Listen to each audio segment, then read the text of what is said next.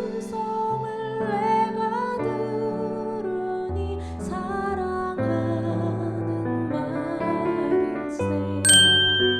아론과 그의 자손들은 번제단과 향단 위에 분향하며 제사를 드리며 지성소의 모든 일을 하여 하나님의 종 모세의 모든 명령대로 이스라엘을 위하여 속죄하니 아론의 자손들은 이러하니라. 그의 아들은 엘르아살이요 그의 아들은 비느하스요 그의 아들은 아비수하요 그의 아들은 붓기요 그의 아들은 우시요 그의 아들은 스라히아요 그의 아들은 무라요시요 그의 아들은 아마리아요 그의 아들은 아히두비요 그의 아들은 사독이요 그의 아들은 아히마아스이더라.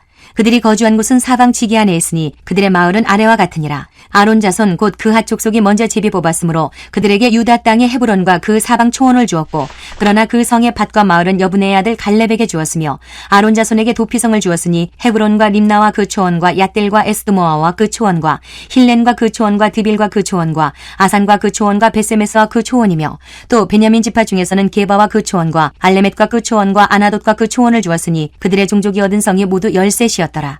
그앗 자손의 남은 자에게는 절반 지파, 즉 므낫세 반지파 종족 중에서 제비 뽑아 10성읍을 주었고 게르손 자손에게는 그들의 종족대로 이사갈 지파와 아셀 지파와 납달레 지파와 바산에 있는 므낫세 지파 중에서 13성읍을 주었고 무라리 자손에게는 그 종족대로 르우벤 지파와 갓 지파와 스불론 지파 중에서 제비 뽑아 12성읍을 주었더라.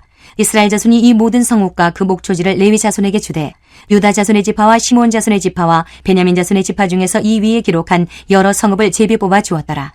그앗 자손의 몇 종족은 에브라임 지파 중에서 성읍을 얻어 영토를 삼았으며 또 그들에게 도피성을 주었으니 에브라임 산중 세겜과 그 초원과 게셀과 그 초원과 용모함과 그 초원과 베토론과 그 초원과 아얄론과 그 초원과 가드리몬과 그 초원이며 또 그앗 자손의 남은 종족에게는 므낫세 반지파 중에서 아넬과 그 초원과 빌르함과 그 초원을 주었더라.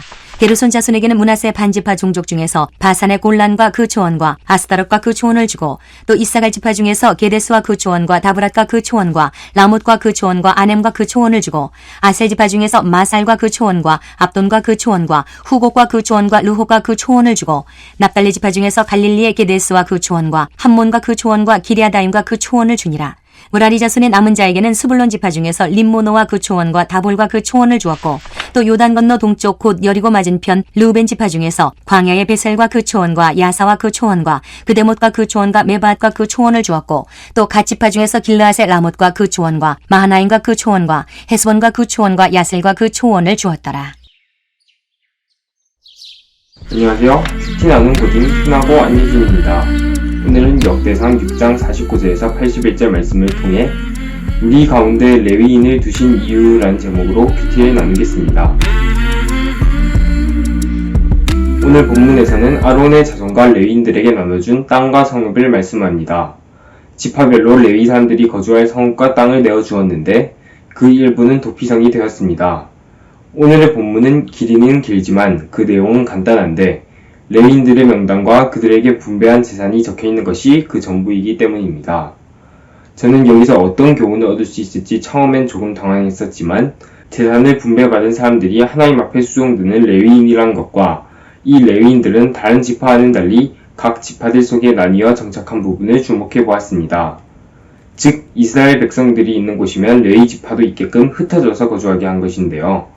주님께서 이렇게 하신 이유가 무엇일까요? 먼저 우리가 어디에 있든 하나님께서 함께 하신다는 것을 보여주는 것 같습니다. 레위 지파들은 주님의 소유로 구별되어 성전을 섬기도록 한 사람들인데 이스라엘 백성들은 이들을 통해 하나님을 예배할 수 있었습니다. 오늘날로 치면 목사님과 교회 직분자님, 우리를 가르치는 선생님들이라 생각합니다. 우리는 하나님을 믿는다고 하지만 하나님께서는 눈에 보이시지 않습니다. 아마도 하나님께서는 이 레위인들, 오늘날의 교회 직분자님들을 통해서 보이지 않으시는 하나님을 보여주시는 것이 아닌가 합니다. 구약의 이스라엘 백성들이 레위인들을 보면서 하나님을 기억했듯이 저도 목사님과 선생님들을 보면서 하나님을 생각하고 그분들을 존경하면서 신앙생활을 잘 배워보려 합니다. 두 번째로 어디서든 예배자로 살라는 교훈을 받게 됩니다. 레위인들은 각 지파들 사이에 흩어져 살다가 만 30세가 되면 성전에 올라가서 성전 일을 섬겼습니다. 성전에서 제사와 성경교사, 종교재판, 성전 문지기, 찬양대 등으로 봉사하면서 보이는 성전을 섬기면서 보이지 않는 하나님께 예배하는 예배자였다고 아버지가 말씀하여 주셨습니다.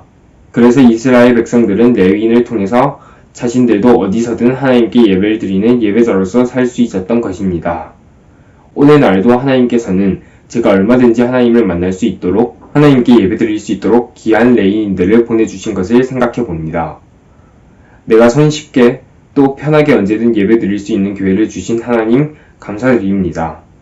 또 하나님을 알아가고 주님을 가르쳐 주시는 나의 레위인이 되어주신 목사님과 선생님들께 감사를 드립니다.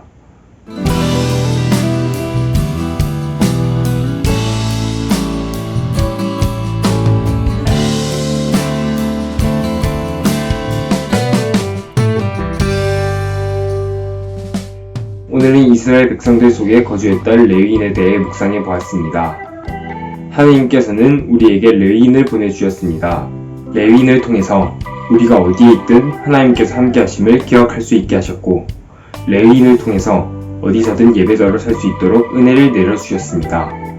나와 함께 하시는 하나님께 감사하고 나를 위해 봉사하시는 목사님과 선생님들께 감사하는 시간이 되었습니다. 우리에게 나에게 레위인을 보내주신 하나님의 뜻을 기억하여 예배자가 되고 또 예배자를 세워가는 저와 여러분이 되길 주님의 이름으로 축복합니다.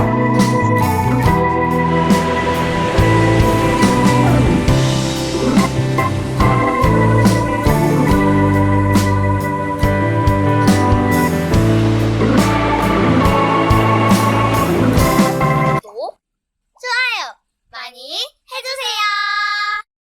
잠깐! 알림 설정도 해주세요. 알림 설정을 하면 무엇이 좋나요?